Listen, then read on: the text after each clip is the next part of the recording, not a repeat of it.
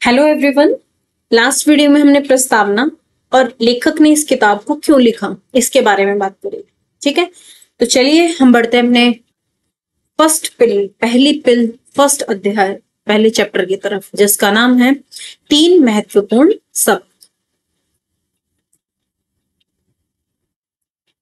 Depression को हराएं, लेकिन तरीके से। कैसे? बुद्ध अक्सर अपने शिष्यों को शिक्षा प्रदान किया करते थे।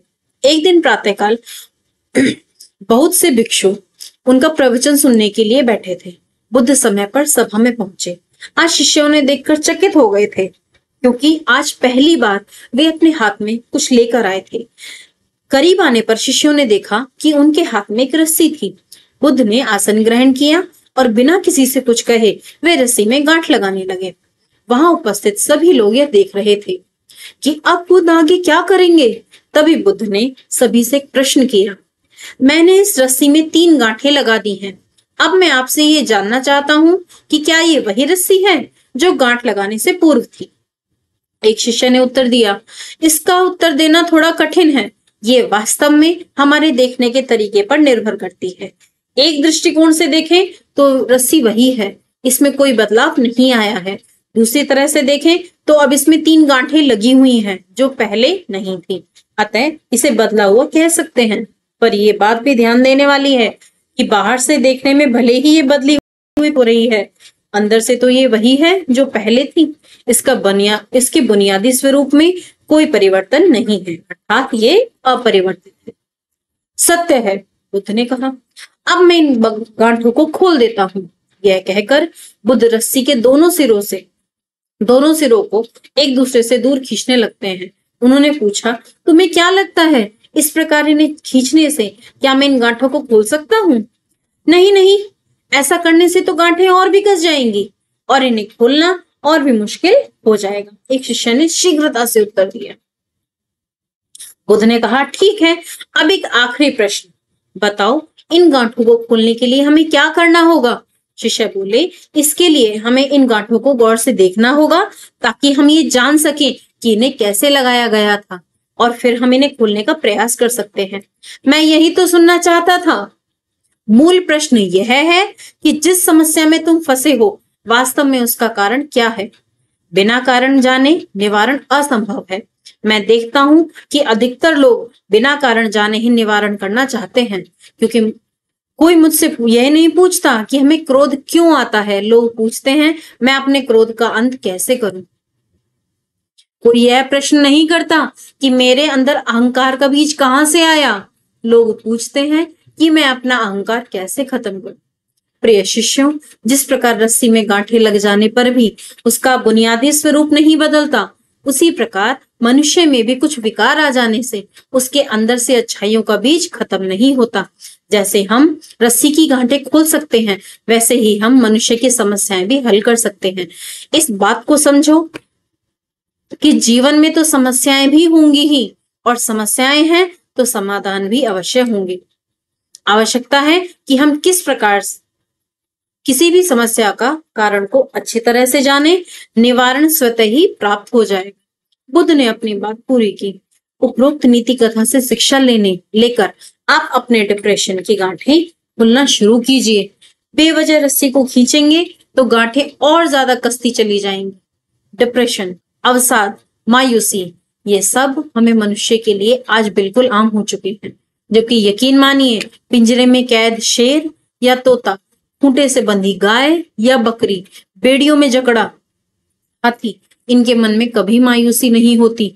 इनके मन में उम्मीद और आशा हमेशा होती है कि एक ना एक दिन हम इससे आजाद जरूर हो जाएंगे। हो सकता है इस आजादी में कुछ घंटे, दिन, महीने या साल लग जाएं, लेकिन उसकी उम्मीद कभी नहीं टूटती। इसके ठीक विपरीत इंसान किसी भी बेड़ी और पिंजरे के बिना खुद को जकड़ा हुआ और निराश मानने लगता है। बस इसे ही अवसाद या डिप्रेशन कहते हैं। निराशा के समुद्र में गोते लगाते लोग अक्सर ये भूल जाते हैं कि ईश्वर ने उन्हें एक अद्वितीय मस्तिष्क दिया है जो हमें कुछ भी प्राप्त करवा सकता है। हाँ, कुछ भी, जो भी आप पाना चाहते हो अपनी क्षमताओं को शून्य मानकर स्वयं पर आई हुई मुसीबतों या केवल मुसीबतों के बारे में सोच सोचकर उनके सामने घुटने टेक देने को ही अवसाद कहते हैं। आजकल हम मनुष्यों में यह घुटने टेकने की प्रवृत्ति बढ़ती जा रही है। डिप्रेशन का शिकार लोग सोचते हैं कि वे खुद को जानते हैं, लेकिन शायद वे सिर्फ डिप्रेशन को जानते हैं। ऐसा कहा था मार्क एप्स्टीन। WHO के अनुसार डिप्रेशन क्या है? डिप्रेशन एक सामान्य मानसिक विकार है जिसमें मनोदशा तो उदास रहती है, रुचि या खुशी भी गायब हो जाती है, अपराध या कम आत्मसम्मान की भावना सताती है, रोजमर्रा की जिम्मेदारियां संभालने की इंसानी योग्यताएं दूषित हो जाती है। सबसे बुरी स्थिति में डिप्रेशन आत्महत्या की ओर ले जा सकता है। WHO की दी हुई डिप्रेशन की परिभाषा से हमें पता चलता है कि मार्क एप्स्टीन कितने सही हैं। वे सच ही कहते हैं कि डिप्रेशन से पीड़ित लोग खुद को नहीं, केवल डिप्रेशन को ही समझते हैं। स्वयं की क्षमताओं, महान योग्यताओं को वे कमतर या शून्य आंकते हैं। मैं मार्क एप्स्टीन के वाक्य में 3 शब्द और जोड़ना चाहूंगा, और ईश्वर को। अब उन्होंने क्या बोला? डिप्रेशन के शिकार लोग सोचते हैं कि वे खुद को और ईश्वर को जानते हैं, लेकिन शायद वे सिर्फ डिप्रेशन को जानते हैं। आम लोग ही नहीं, कई मशहूर लोग भी अवसाद से पीड़ित किए गए हैं। जैसे अब्राहम लिंकन युवावस्था में मेलनकोलिया से ग्रसित रहे। ओपरा विनफ्री भी 25 से 28 साल की आयु के बीच डिप्रेशन से गुजरी हैं। हैरी पॉटर की लेखिका जेके रोलिंग, भारत के प्रसिद्ध अभिनेता दिलीप कुमार, अभिनेत्री दीपिका पादुकोण भी डिप्रेशन से 2-4 हो चुके हैं, लेकिन ये लोग डिप्रेशन से जिंदगी भर नहीं जूझे। कुछ ही समय में इन्होंने जीवन को फिर से जीना शुरू कर दिया था, क्योंकि महान कन्फ्यूशियस ने कहा था, हमारी सबसे बड़ी महिमा कभी ना गिरने में नहीं है, बल्कि गिरने के बाद फिर उठने में है। Abraham Lincoln, JK Rowling, Dilip Kumar, Oprah Winfrey और दीपिका पादुकोण से हमें सीखने की आवश्यकता है कि डिप्रेशन को हराओ, खुद को नहीं।